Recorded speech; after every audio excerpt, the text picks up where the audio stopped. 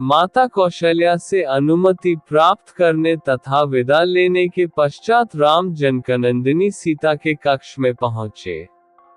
उस समय वे राजसी चिन्हों से पूर्णतः विहीन थे। उन्हें राजसी चिन्हों से विहीन देखकर सीता ने पूछा, हे आर्यपुत्र, आज आपके राज्याभिषेक का दिन पर भी आप राजसी चिन्हों से विहीन क्यों हैं? राम ने गंभीर किंतु शांत वाणी में सीता को समस्त घटनाओं विषय में बताया और कहा, प्रिय, मैं तुमसे विदा मांगने आया हूँ क्योंकि मैं तत्काल ही वकल धारण करके वन के लिए प्रस्थान करना चाहता। मेरी चाहता हूँ कि मेरे जाने के बाद तुम अपने मृदु स्वभाव तथा सेवा शुश्रूषा से माता पिता तथा भरत सहित समस्त परिजनों को प्रसन्न और संतुष्ट रखना। अब तक तुम मेरी प्रत्येक बात श्रद्धा पूर्वक मानती आए हो और मुझे विश्वास है कि आगे भी मेरी इच्छानुसार तुम यहाँ रहकर अपने कर्तव्य का पालन करोगी। सीता बोली, प्राणनाथ, शास्त्रों बताते हैं कि पत्नी अर्धांगिनी होती है। यदि आपको वनवास की आज्ञा मिली है तो इसका अर्थ है कि मुझे भी वनवास की आज्ञा मिली है। कोई विधान नहीं कहता कि पुरुष का आधा अंग वन में रहे और आधा अंग घर में।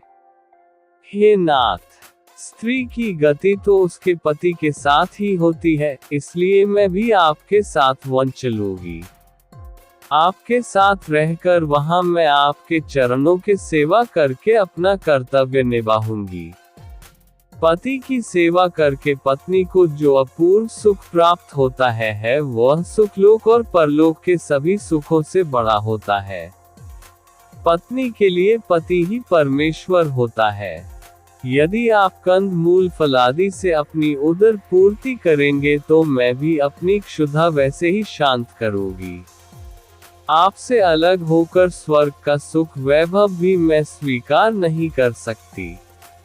यदि आप मेरी इस विनय और प्रार्थना की उपेक्षा करके मुझे अयोध्या में छोड़ जाएंगे, आपके वन के लिए प्रस्थान करते ही मैं अपना प्राण त्याग दूंगी। यही मेरी प्रतिज्ञा है।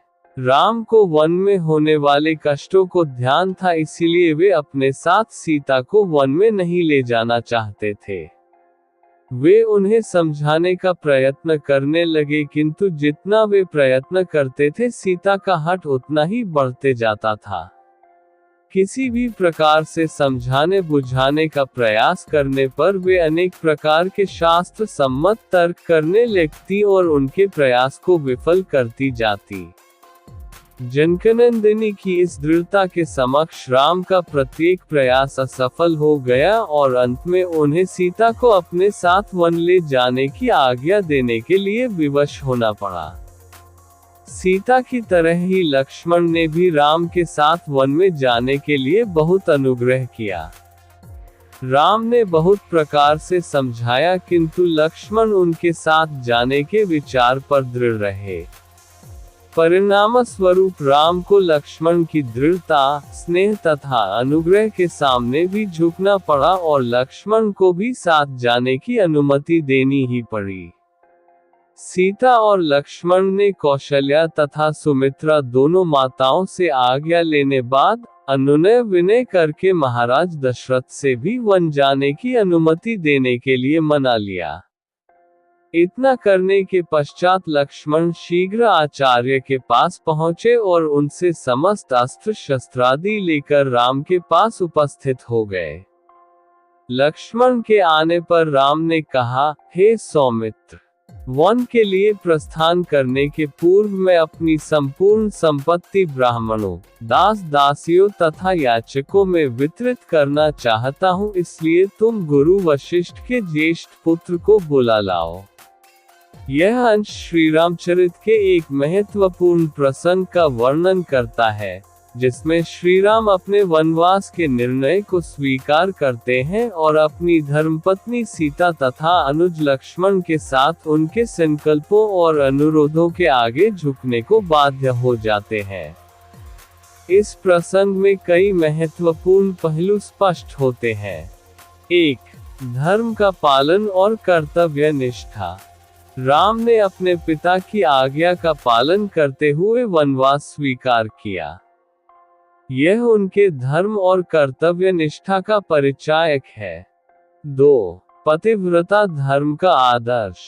सीता का कहना कि पत्नी अपने पति की अर्धांगिनी है, भारतीय समाज में स्त्री के धर्म और उसके कर्तव्य का आदर्श प्रस्तुत करता है।